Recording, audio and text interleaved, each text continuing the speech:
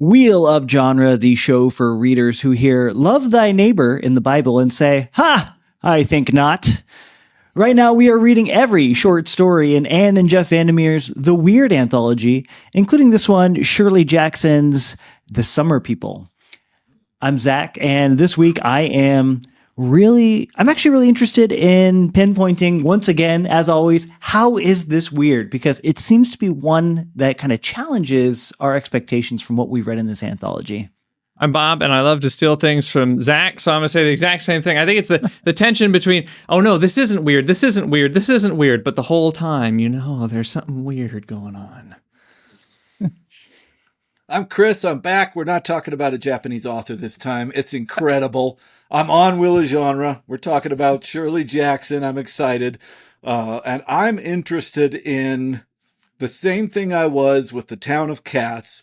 How subtle can you make the horror in a story and still call it weird? So basically, I think we're all interested in the same thing. Well, really glad to have you back, Chris. And this is such an awesome story for you to join on. Really a classic. So, guys, what do we know about Shirley Jackson? I freaking love Shirley Jackson. Oh my God. You've probably read a lot more Shirley Jackson than me. Like, of course, I've read The Lottery in high school. And let's see, the other one with the little girl. Which one with the little girl? You're talking about The Haunting of Hill House? Oh no. That's her most famous one. Scary. We always lived in the castle. Nice. We've always lived in the castle. We've always lived in the castle. My favorite of all of them. Yeah. Oh, I should have worn my shirt. Oh, There's time. I was just thinking about running and changing my shirt really quick. You can change it. You can change it if you want. You can just keep turn the it. intro where it's little spaces and then suddenly That's hilarious. I'm going to go do that. I'll be right back. All That's really funny. All right. Yeah, I am a huge fan of Shirley Jackson. The first thing I, of course, ever read by Shirley Jackson was The Haunting of Hill House. Me too, yeah. Which, of course, is her classic work. They've made movies about it and everything. Although, that's not true. I think I read The Lottery in school. Did you guys have to read that in school? Yeah, that was a 10th grade classic. I didn't read, so... Yeah, no, I think for an English class, I had to read The Lottery. So I think I started with The Lottery, and then I read The Haunting of Hill House. And then just a year ago, for spooky season, on Liminal Spaces, I read We Have Always Lived in the Castle. You can see my shirt here. I made a shirt from, what's this guy's name? Thiessen? I can't remember. But yeah, this art is so cool. Probably some of my favorite book cover art of all time. And also it was used later for, I think, a Mario Bava movie called Shock. And they took this plant out of her hand and put a box cutter in her hand. Oh. So the William Thiessen's art was reused later as a poster. But Chris, this reminds me, I've always had a theory, and I don't know if I can prove it, and I don't know if it's true, but I think, with The Haunting of Hill House, that has been reused and repurposed many, many times, because there's the Vincent Price movie, which I think is called The House on the Haunted Hill. Yes. There's all these, and there's all these, that's like a parody.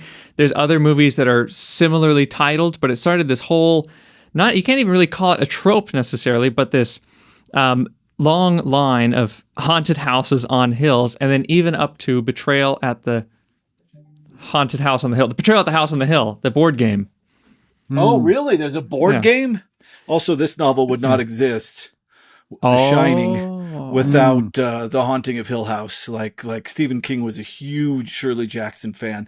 And, even in Carrie, so the beginning of The Haunting of Hill House, he's the doctor is trying to get supernatural people with psychic powers, and when she's a kid, it rains rocks on her house, and her family believes it's her fault, and that was reused, just taken straight up by Stephen King in his first novel, Carrie. When Carrie's young, she brings rocks down on the house, And I think it's, well, that's spoiler, but yeah. Yeah, Shirley Jackson, in my opinion, is one of, uh, she's one of the most neglected. And I know that many people talk about Shirley Jackson. She's not unheard of, but it's weird. If you go to the Wikipedia, and it might have changed now, but back when I was getting interested in horror again, I went to the Wikipedia to read the history of horror fiction. And it started with Frankenstein and all that. And then it jumped to Lovecraft in the 20s and the 30s. And then it skipped right to Stephen King. Wow. It completely skipped this gothic horror or the 70s where there was all these slightly supernatural Daphne du Maurier type of gothic, some would call them gothic romances, some gothic horror. And I feel like that it's a time that is ignored, and Shirley Jackson's the queen of that era. Just absolutely incredible stuff. Subtle. All of it's very subtle. It's not like cosmic horror. It's not like Stephen King. It is this kind of subtle. Sometimes it's not supernatural. Sometimes it is. But yeah, Shirley Jackson was absolutely wild. She also wrote a ton of stories about raising children and being a housewife.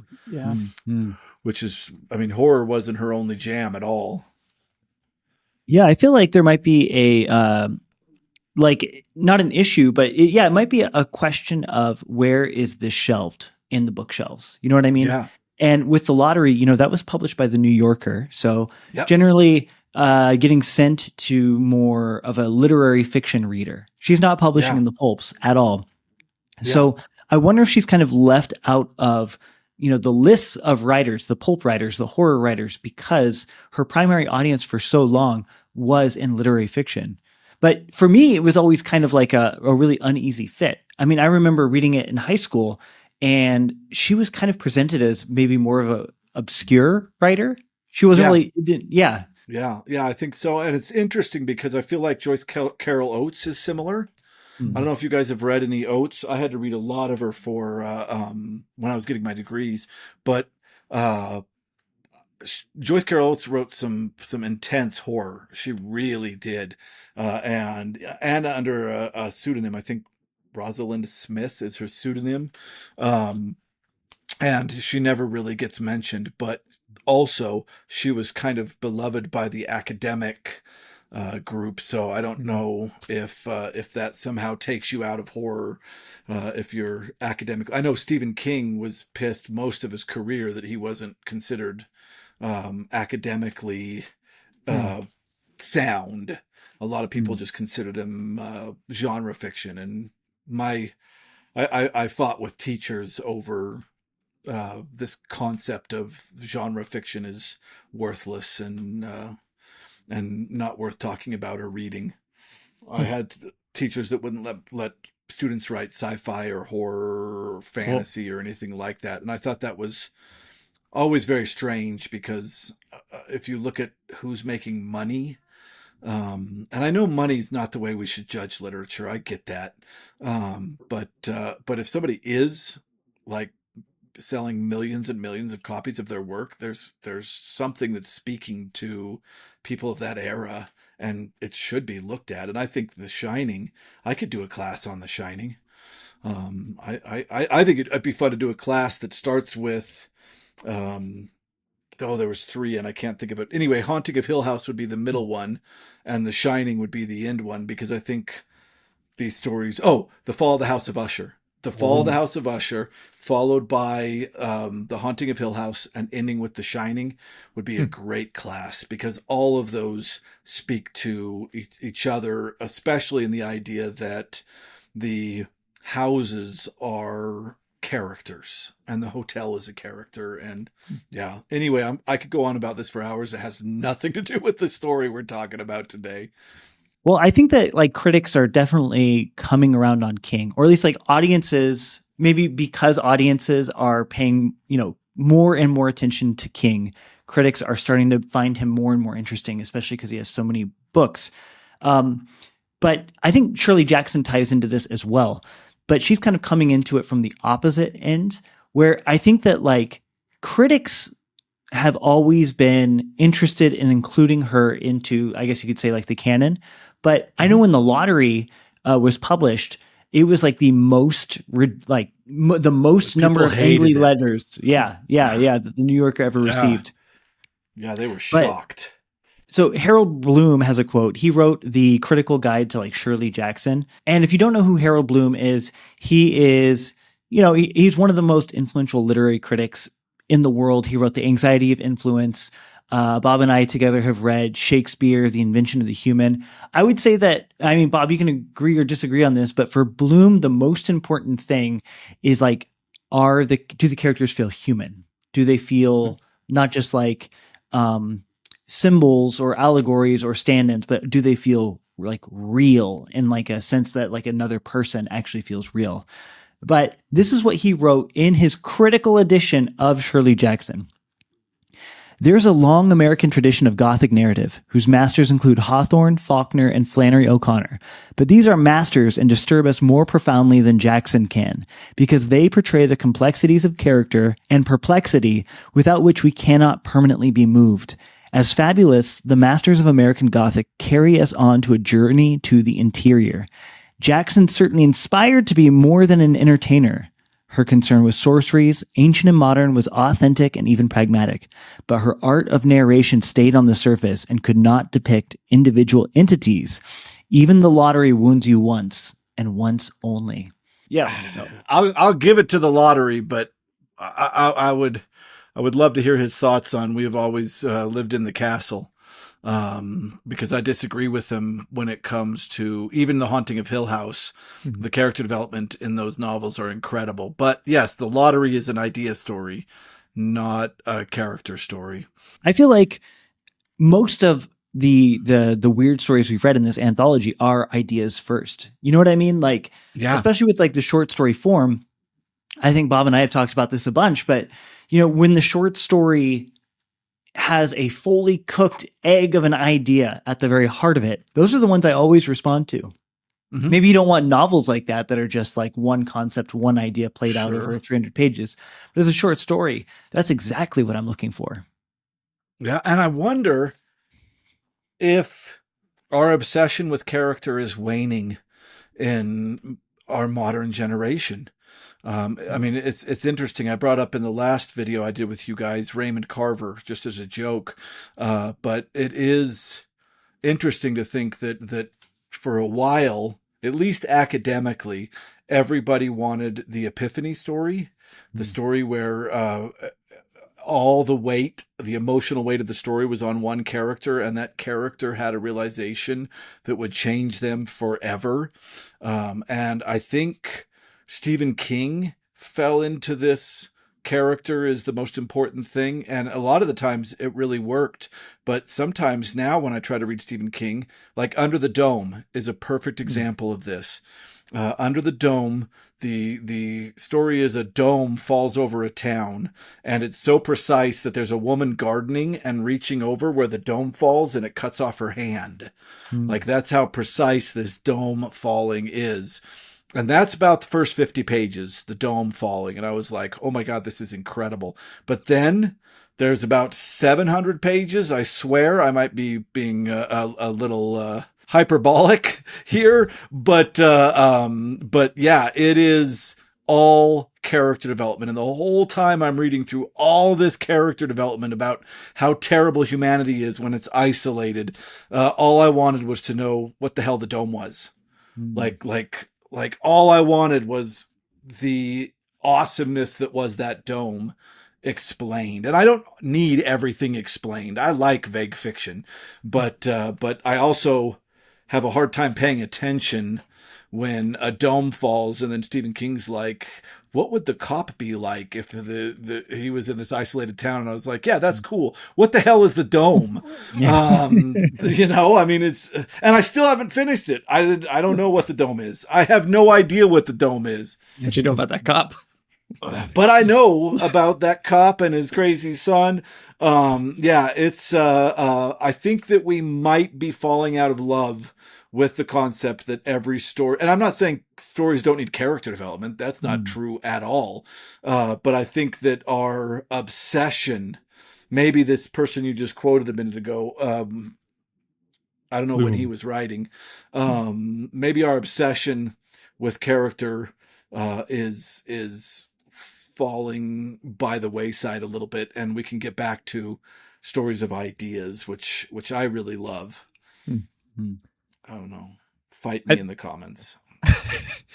I think I often, so we've read quite a bit of Harold Bloom now because we read Invention of the Human. We've read some other things too. And I think I often disagree with Bloom. I know it's a ridiculous thing to say, but there's the idea of like, if you're a philosopher, you just need one idea and you should only have that one idea and you just carry it on. And I think Harold Bloom is that kind of critic where he has this one idea of this character is alive. You know, he loves Falstaff because Falstaff is the son, as he says, is the inheritor, or he is the son of the wife of Bath from Chaucer's Canterbury Tales, where someone comes so alive they have more power than the writer themselves. But that's interesting.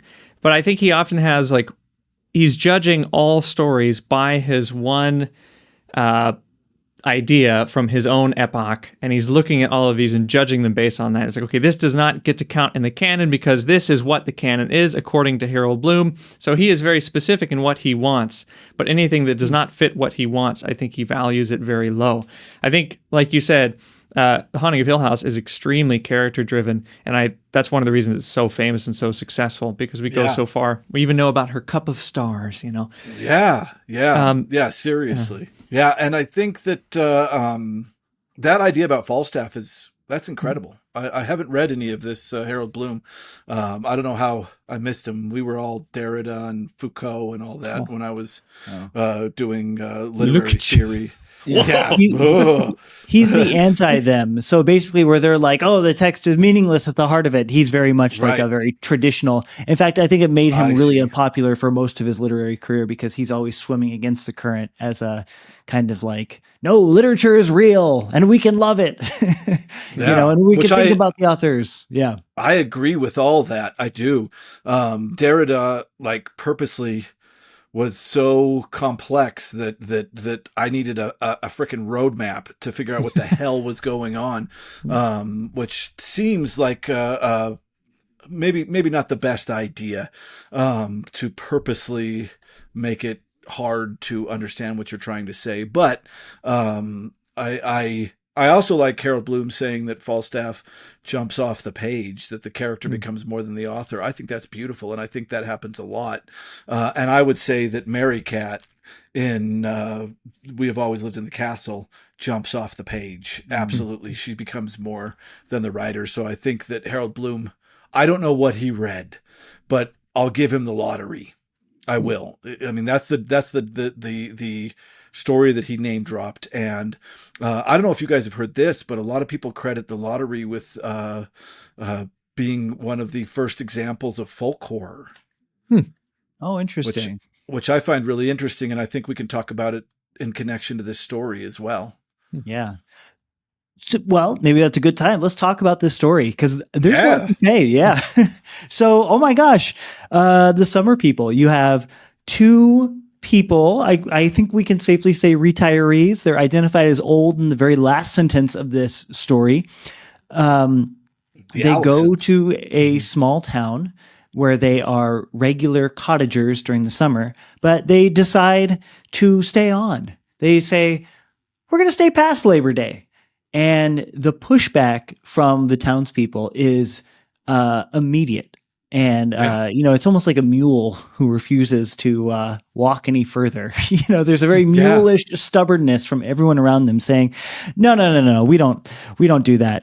Actually, the first time is talking with Mr. Babcock. He says, nobody ever stayed at the lake past Labor Day before, Mr. Babcock said. He was putting Mrs. Allison's groceries into a large cardboard carton, and he stopped for a minute to look reflectively into a bag of cookies. Nobody, he added. Very sinister. Yeah. Yeah, and it's funny because it starts so slow, and that may seem like, oh, it's a very simplistic story. And it is. It is a very simplistic story. This is about New York City people that have a summer home that is kind of off the grid, and they just always leave on right after Labor Day weekend or right at Labor Day weekend. I think they stay through Labor Day and then leave. And everybody that has summer houses on this lake do the same thing. They all leave after Labor Day, and they decide, forget it. We don't got anything to go back to New York City for. We love it out here. Let's stay another month. And as simple as that sounds, the subtlety that Shirley Jackson is able to put into this horror allows a complexity of reading that is really fun. I think that there's a lot of juxtaposing ideas in this story of different types of people, tradition, and urban and city, and I'm sure we'll talk about them all. But yeah, I think that this is plot-wise super simple, but what's going on is very, very creepy. Very creepy. Since Zach and I are from Oregon, there's, you go to the beach. Some people have like a beach cottage. They're not really beaches. When you're not from Oregon and you come to the coast and you see the beach, you're like, oh my God, because it's so cold. But I think there are great. more beaches than whatever California has to offer. They're California's got great Oregon, beaches. Washington. Okay. I lived in California Yeah. for a year, and everybody was like, I want to get to Oregon someday. Like everybody that lived in California wanted to get to Oregon someday. I just told my coworkers, they were like, how long does it take to drive from like LA to Portland? A couple hours? I'm like, no, like 20 hours. Yeah. The difference between Taiwan and Oregon. But so the Oregon beaches, they're cold, but people sometimes will have like a beach house and you go there just whenever you want to go and visit. But it's interesting because you go at certain times of the year, especially in summer. Cannon Beach, for example, becomes so popular and it just floods. So everyone, all of the businesses open, everything is just like 10 times, 15 times, 20 times the normal amount of people. But it's interesting if you do stay there and you decide to stay there like after the weekend, or if you decide to stay there a little bit longer than you normally would, you have that idea, just like the Allisons. Oh, it's great. Why would we leave? We're not in a rush to get back to the city. But things that start to be just inconvenient, they start to feel like, okay, I get a really deep, uncomfortable feeling because things do become unavailable. There's no plan to have that kind of resource, to have these supplies available past the day of like full flood of people. So when you stay when you stay too long, two kind of horrors I think start to happen to you, and I think they're very related. So one is, okay, things are no longer available. There's this kind of a scarcity of like, this shop is closed because they're not open on the week. They're only open for the weekend. This gas station might be closed for a week. You start to think, okay, why is this happening? No one else seems to take it seriously. You start to develop this anxiety of like, okay, have I made the wrong decision? Should I really not be here? And no one really has that anxiety except for you. So you become an outsider, even though nothing really bad is happening. And then you also have this other fear of breaking routine. Like, I usually always leave after Labor Day and it's normal, and then I get back and everything is fine. Now, when you're staying too long, any of the routines you thought you could count on are out the window, and you start to feel horror for that too. So this story with the Allisons, there's little things that are kind of normal. It's like, oh, I'm sorry, we can't deliver kerosene to you because we just didn't order enough. There's just no kerosene available. And then he just drives away. I'm sorry, we can't deliver to you because the only delivery guy is off on vacation to his folks' house. Then there's delay in the mail. But then there's these things that are absolutely impossible. And you start to think, are they unreasonable? Are the Allisons unreasonable? Or is there something really cosmically horrible going on because there's a storm that isn't really a storm? Someone seems to cut the wires of their car. Their phone lines get cut. And then it feels like. Oh, I love the escalating tension. Yeah. This story is like a masterclass in the steps of escalating tension. Because the first thing is what Zach, you already read. Just people are like, nobody stays past Labor Day. That's weird. Then the second is people saying, I'm sorry, the things that you expect only happen during tourism season. You're here expecting things that we cannot give you. All that's very normal. And then there's this further escalation where suddenly their car doesn't start. And suddenly their phone line goes dead. And I think that is the power of that will lead us, I'm sure, eventually in this conversation to guess what happens at the end. I think really at the heart of it, it's like a fish out of water story. But I think what's really fun about it is that they don't seem to realize that they're fish out of water. At least until like the very end. Like, one thing I was thinking about was like in New York City, you're obviously just as dependent upon everyone else as you would be in this small town. But the system is so big that it becomes invisible. You know what I mean? There's always a store open. There's always water running. But here it seems like they don't really realize how much of a lifeline this small town is giving them. Like they don't realize that they can't just be there if not for, I guess you could say, the permission or allowance of the people around them. And as soon as that permission or allowance is withdrawn, they lose the very most basic things necessary for their survival. Gasoline, kerosene actually, or the ability to fix a car, move around. I think that my favorite kind of aspect of what you're talking about right there is that the minute that she's no longer happily waving to people that she thinks she knows in this market, the minute that she actually is going to have to confront somebody about, say, kerosene, she says, I have to remember this isn't the city. I can't just be rude and force them to do what I want them to do. I have to try to be polite, which I found really interesting, this idea of rural versus city. And she is kind of pissed that these people aren't normal to the extent that she can just boss them around and get the shit done. Her New York attitude won't work in this rural New England town at all. And I thought that was, for me, the real cincher there, this concept, because I've never...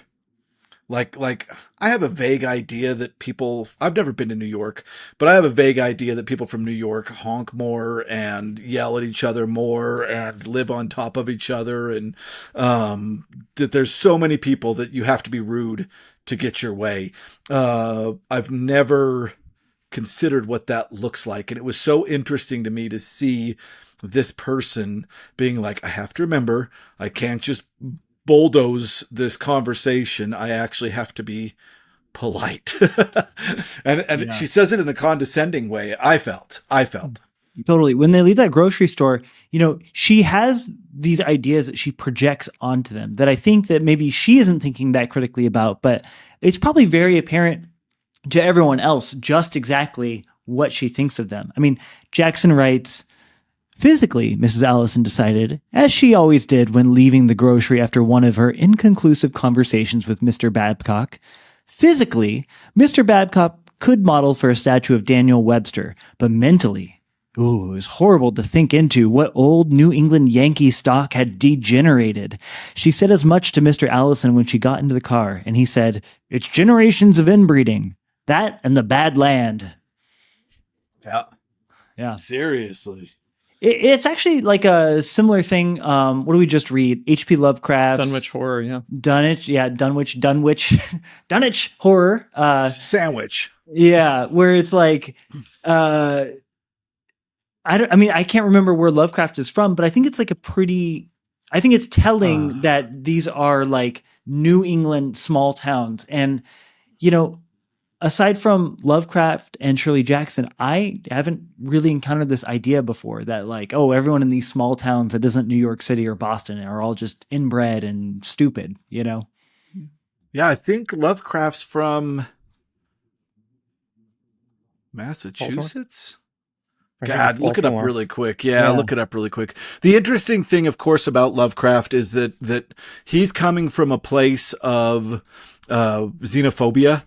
And I don't know if Shirley Jackson is. He is also from a small New England town. Providence. Yeah. Oh, he's from Providence. Baltimore. Well, with Lovecraft, I mean, the point of the story is that these people are inbred and, having spawn of Satan. Whereas I feel like with this, the point of the story is to show that, this is just what Mrs. Allison thinks. This story is mocking Mrs. Allison for her views. Lovecraft is leaning in. Like, what if it's true? Yeah, exactly. Yeah. Yeah, it's interesting because that's, I think, one of the themes that flow through this story is this idea of city versus rural, which I find very interesting. And it's one that I think Shirley Jackson works with a lot. If we compare this to The Lottery, although we don't get a city person in The Lottery, we still get this concept of what's going on in rural locations. And in a weird way, she might be leaning into it just a little bit with The Lottery, especially, but even here, she makes Mrs. Allison kind of a city idiot in a way, but in the end, like, what are these people doing? What's going on in this rural town? Like, what are they going to do to the Allisons for staying past Labor Day? In the end, I think we're supposed to take away that the rural people are evil, right? Maybe. That they're going to do some weird crap to the Allisons. And I don't know, maybe she's like, they should, because the Allisons overstayed tradition. I don't know. Yeah. Did they deserve it? Twisty path. Yeah. I read a great blog post by a museum of books, and that author laid out two different ways to interpret this. And one of them is the literal, which I think you're more so alluding to, and the other one is the figurative, which was the first way that I walked away from this. But I'll lay out those two positions, and we could talk about this. Yeah. So the first one, she calls it the difference between war and death. I don't think those are the best words to describe this, but theory one, literal, war. So it's as if they are invaders from the city and the town is defending themselves physically against them. You have all that weird communication. You have a possibly fake letter with a bunch of thumbprints on it. And, like a storm, the idea of them sabotaging their equipment, so basically this idea of the townsfolk literally trying to kill them, to treat them as this invading body. So did that literally happen? Now, theory number two, which is kind of what I was leaning towards when I first read it, but maybe I'm backing away, is that it's the death theory. Are they dead? Are they in a kind of purgatory? Like, for example, this is their favorite place in the world. They say they've been coming here for a long, long time, but it's always a very transitory space. And is it possible that their entrance here is a kind of like dreamlike space, which is always meant to be temporary? Are they on their way to death and clinging to their own paradise? And the townsfolk are kind of like angels kind of booting them along. They say, oh no, we want to stay here. And the townsfolk say, no, that actually won't be possible. And I think that the presence of the natural aspects, it's not just the humans that reject them, it's nature itself, which seems to be rejecting them. And the fact that they are finally, in the end, as a revelatory moment, described as old people waiting for what is going to come. I think that interesting. I think that there's definitely room there for this allegorical reading of it. Yeah, my first response to that was, I don't think there's textual evidence to back up that at all, but you're right. You hit 2 points, the storm, and that last line is a very interesting line, because you're right. The way that I interpreted the last line was they are just like, okay, I guess we're going to get killed by these townspeople. But it is kind of weird to just jump to that and accept it. You're right. I think that there is evidence to support that reading. That's really interesting. I didn't go there at all, but I like it. I think it's cool. How did you read it, Bob? I think you could take it the realistic way, especially even if you're saying, okay, they're waiting for what's to come. That, again, could be that anxiety of there are rules. There are country rules, and then there are city rules, and you have not listened. We've given you plenty of warnings, and this is a classic horror trope. We read it in People of the Pit by Abraham Merritt. Like, don't go there. It's get out. I told you not to go into that house. American Werewolf in London. Don't go at the moors at night. There's warnings. You just don't do this because something's going to happen. But then there's also these, like you said earlier, Chris, they have these city rules that they're just trying to live. Whatever we do, whatever we want, we can make it happen. But when they start to think, okay, we are waiting for whatever, whether it's death or something, it seems when that radio, because they're at this lake, and across the lake is where something a little more vibrant is happening, where the city is. They can hear an advertisement, they can hear this music playing, and then slowly it starts to fade. They have this radio, and it starts to fade away. The radio starts to lose its electricity or its battery or whatever, and the sound itself starts to go away. This storm that has been warning starts to come. So it's like whatever little pocket universe they are in is pulling away from a much bigger universe. And then there are these different rules because they've not gotten back into their pumpkin before the end of midnight. What is going to happen? But it also, then there's the things that are very literal that you cannot overlook, that make it very possible that these townsfolk are coming to murder them, because the phone lines have been cut, the car has been tampered with, and there are these thumbprints on this letter that also seems impossible because it's the exact same handwriting as their son. How have they learned to make this exact handwriting? It has to be almost supernatural at this point, or it's a whole town of psychopathic killers that have that much insight into someone's handwriting so they can repeat it exactly. So I don't know if we can choose one, because it's a natural anxiety of being an outsider, but then there's all this evidence of impossible killers, like the thumbprints all over the letter. Well, so I want to talk about that letter because it's not clear to me that the letter itself would come from the townspeople, because she identifies it as being weird. But like, what is weird about that letter? I couldn't really tell. Well, they can't either. Yeah, they can't either. But you know what happens in that letter? The kid constantly tells them, "No, yes, stay there, stay. Yeah, good idea. Stay at that place." And that got me thinking: like, would the townspeople forge a letter encouraging them to stay? It seems kind of out of character for right. You would think it would, but it does seem like it plays into the larger betrayals that are happening. The weather betrays them. The townspeople betray them. Now possibly their son betrays them, by saying, "Oh, no, I don't want you back. Please stay way over there." And I think the radio is the city betraying them. Mm-hmm. When I read that, when you said there's something going on the other side of the lake, I believe what I took out of the end of that was that she was saying the city, New York, is on the other side of the lake, farther out. But she could hear the echoes of New York through the advertising on the radio. And when I was first reading it, I was like, she can hear something on the other side of the lake. And then I was like, no, she's hearing everything that exists outside of this rural town. This city on the other side of the lake is being heard through the radio. And slowly that city is the communication from the city is dying out.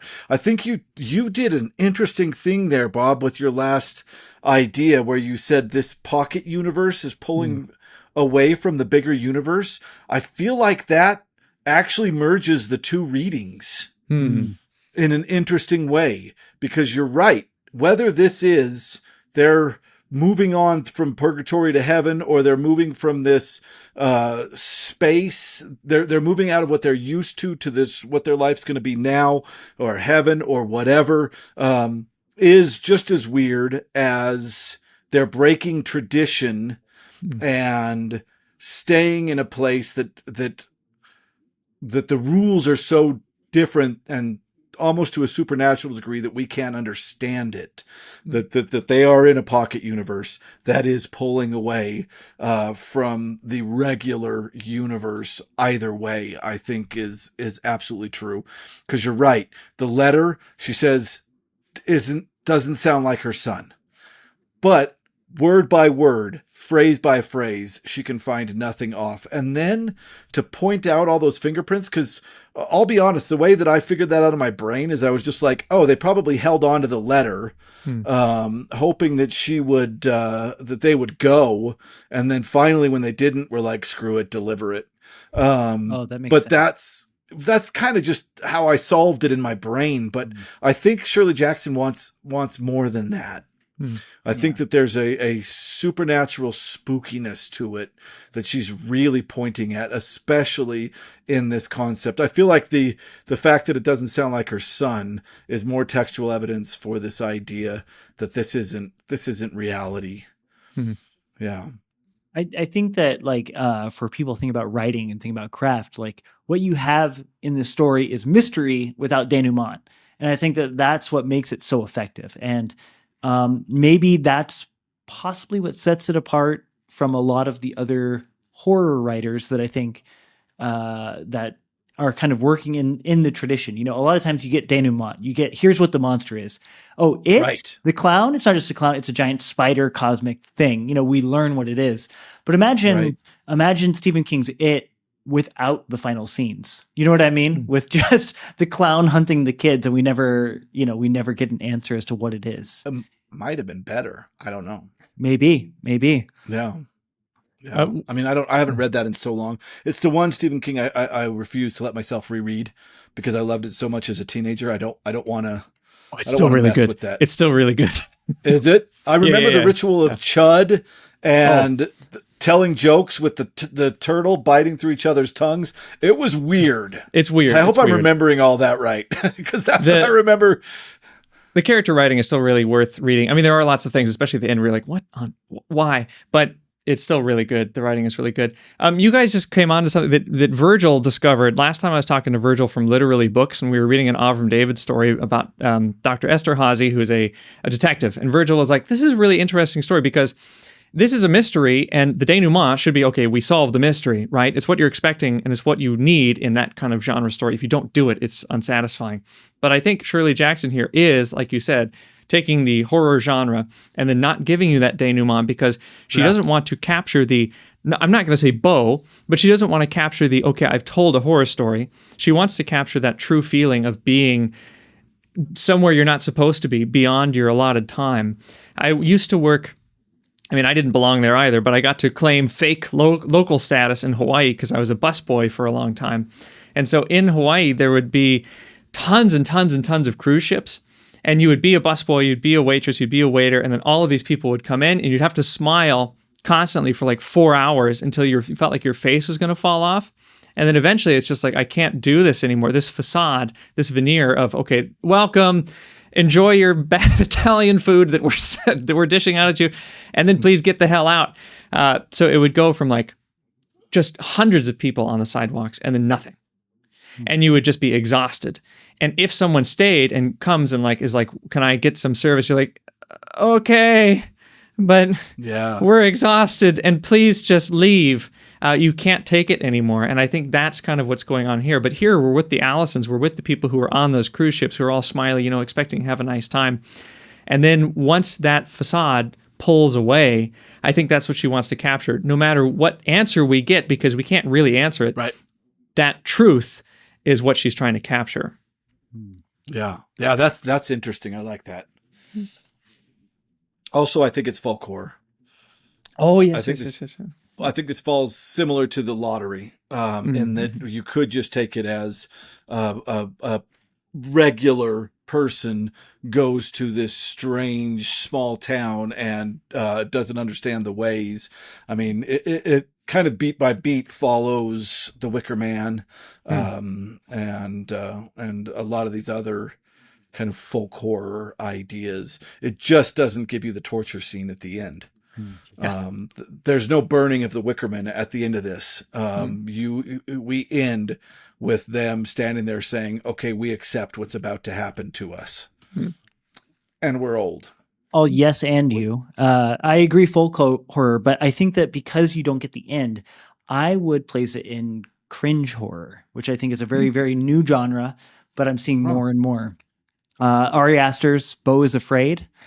I love that weird ass movie. Such an incredible movie. Yeah. I can't even talk about it, but I saw it twice in theaters because after the first time I was like, I have to go back. I have to see that again. But my best buddy's name is Beau, so we had to go see it. But did you like it better than his folk horror movie?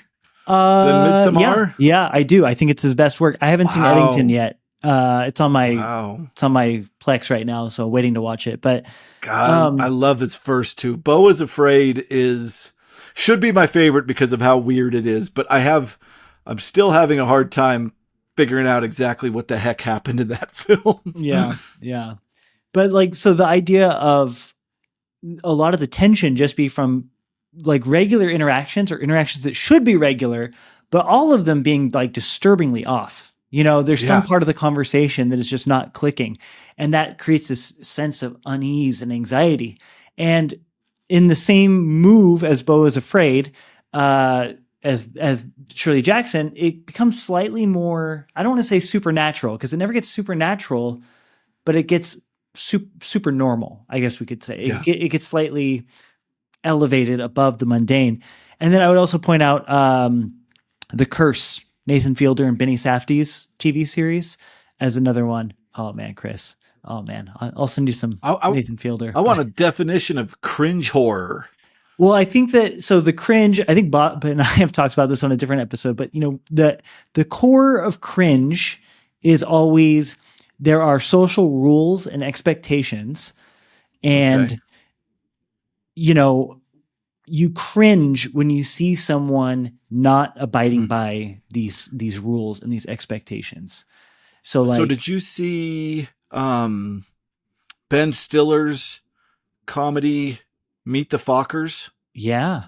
Yeah. That to me, I would call cringe horror. I know that's crazy because it's obviously a comedy, but I feel like every part of that is him breaking some kind of social norm in the stupidest way, and everything going, it's like Beau is Afraid, but like made by a comedian 10 years earlier, 20 years. How old is that? But yeah, that's interesting because we weren't fans of that comedy when it first started, like comedy that made me sick to my stomach because it was so cringy.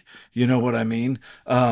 So that's interesting because you're right. And Beau is Afraid, when he's fighting with that, I forgot why he's fighting with that young daughter of the family he's staying with.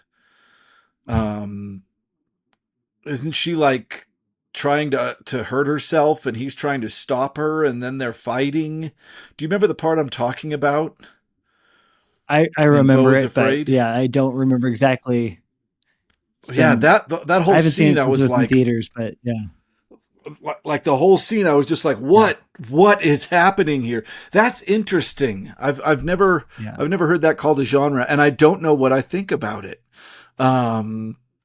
So yeah, because cringe comedy is like the default now. You know what I mean? Like TikTok is all cringe comedy. Which I hate. SNL, SNL is now a lot of cringe humor. Yeah, more so than what it used to be. But to me, I feel like cringe horror is the horror counterpart of that, where you can still laugh, but yeah, like Meet the Fockers is a good example of like you're halfway there. You know what I mean? It hurts to watch, and that's Interesting. So this you would say is cringe because I feel they did not follow they didn't follow the rules of society in that they were supposed to leave after Labor Day, but they didn't, and that's what causes all this whatever to occur. That, and also the way that people talk to them, the way that the conversations are kind of nonsensical. You know, you can't really make heads or tail of why would they say that? What does that mean? You know what I mean? Like the way that every conversation is just painful, you know. It is too. That's interesting. Because I also felt like Mrs. Allison's kind of a proto Karen. Yeah. I kind of think she is, man. I mean, it's crazy that she's like, damn it, my powers don't work out here. I can't use my powers of yell loud here in this city. Yeah, that's an interesting. I've never heard of the newest thing I've heard of is cozy. Everything cozy fantasy, cozy horror. Cozy horror. Which That doesn't sounds like a contradiction in terms. I'd like It to read does, some cozy horror. That'd be fun. seriously, we got to find some. I'll ask my daughter Yeah. for cozy horror, and we should totally read some cozy horror. Yeah. Because the idea does not bother me. Goosebumps is my cozy horror. Sorry, what were you Right. say, Bob? Well, no, you guys, there's a great movie called, it's a Taiwanese movie, and it's called, the English is Dead Talents Society. And it's extremely like graphic. So it's not really cozy. Like there's tons of blood. Yeah, wholesome is another word my daughter uses. Like Ted Lasso. Did you guys watch Ted Lasso? Didn't watch I know it, no. Okay, it's like wholesome sports drama. It's so weird because every moment you expect confrontation and pain, it'll put a foot in, and then everybody will come around and heal. Wow. And it's so strange because that makes it sound really stupid to people from my generation and maybe for your guys' generation too. But it's incredible. I mean, it is like somebody's reaching into your head and massaging your brain. It's like you've just had a therapy lesson, or it's incredible session, a therapy session. Yeah, it's this new concept of wholesome. I don't know how we got here, but yes, I will find out some wholesome or some cozy horror, and I would love to read it with you guys, just because I think it would be fun for us older generations to give a look at, because you guys are millennials, right? Yep. Yeah. So. All right. I'm Gen X, so yeah, I think it'd be interesting to grab something so Gen Z and see what we can take from it. But yeah, I found Get our that slippers. yeah, our snuggies. Yeah, Gen Z like does not want the extreme that we did. They want stuff that works out. It's wholesome. I don't know. I think this would be a fertile topic, and you don't have to leave any of this in this video, but I think it'd be fun as hell to do with you guys. Sorry. Yeah. That's why they're weak. Okay. Anyways. Anything else we want to talk about on this? Oh, so we talked about city versus rural. I think another thing that Shirley Jackson was really interested in, and that this is a theme for, is the concept of tradition.